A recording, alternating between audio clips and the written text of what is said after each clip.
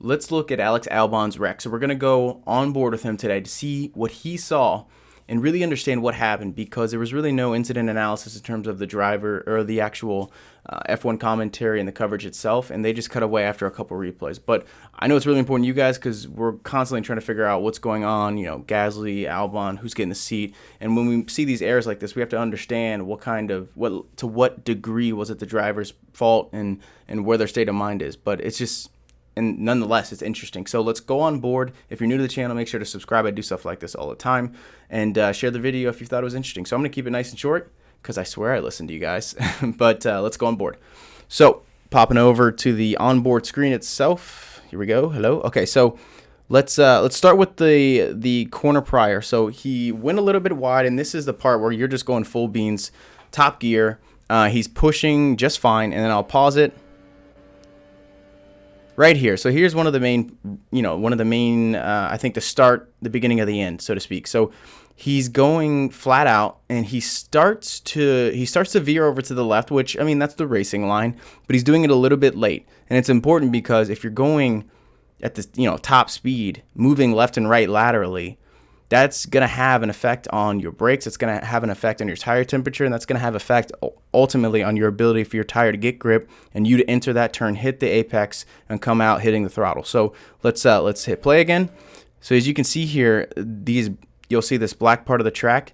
That's because there's been so much squealing already. This is turn 13, so everyone's had a problem here basically, especially Carlos Sainz, who he had a really good qualifying session, turned it all around. But just to say that you can reverse all this, so he's already in the worst part of the track, and he's a little bit wide. And mind you, if we were listening, he's just now applying the brakes. So he's going to start gearing down, and his left tire is already up on the curb. So when you look at, okay, could this have been stopped? Was this just air? He was coming in hot, yes, but he's also pretty wide to the wall. And I don't know why he was this wide. Of course, probably he would, hindsight's 2020. But as you can see here, the whole time he's riding the curb, trying to brake and hit an aggressive apex so we can probably come out hitting the throttle. And the one thing I noticed about this, it's so smooth how easily he loses this car. He's obviously going in way too hot. And what's different about this than a lot of other wrecks that we see is he doesn't really have a chance to save this. So we'll go back to it again on that last corner. As you can see, he's really wide again. He's going flat out, full beans. Gets wide on the right, which is good. Sets up the left to hit the hard apex. Goes in a little bit too hot. Rides the curb way too high. Applies the brakes way too late. And by this point, and you can see how smooth it is. No jerking motion, no nothing. It's almost like he concedes, just take the wheel. Which is really bad for Sergio Perez, who you just saw go by, who let Albon pass to get the toe. Didn't end up working. So I went on board to confirm that, and that's exactly what he was doing. So I'll keep that nice and short for you guys. But yeah, this is one of those things where when you see it, it's like, this was avoidable. And unfortunately, it's just what happens with drivers.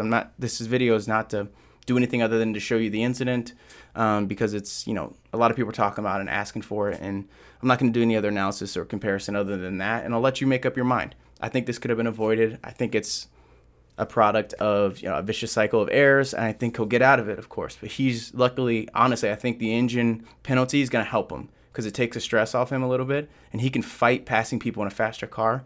I'm actually okay with it. Get it out, because in Suzuka, you can't do this. That'll be it. You can't do this. I think he's doing better than Gasly, of course, but this is not a good sign. And yeah, it's just tough to see. So I hope he turns it around. But I want to show you guys that on board, and we'll see you tomorrow, for the race. Thanks, guys.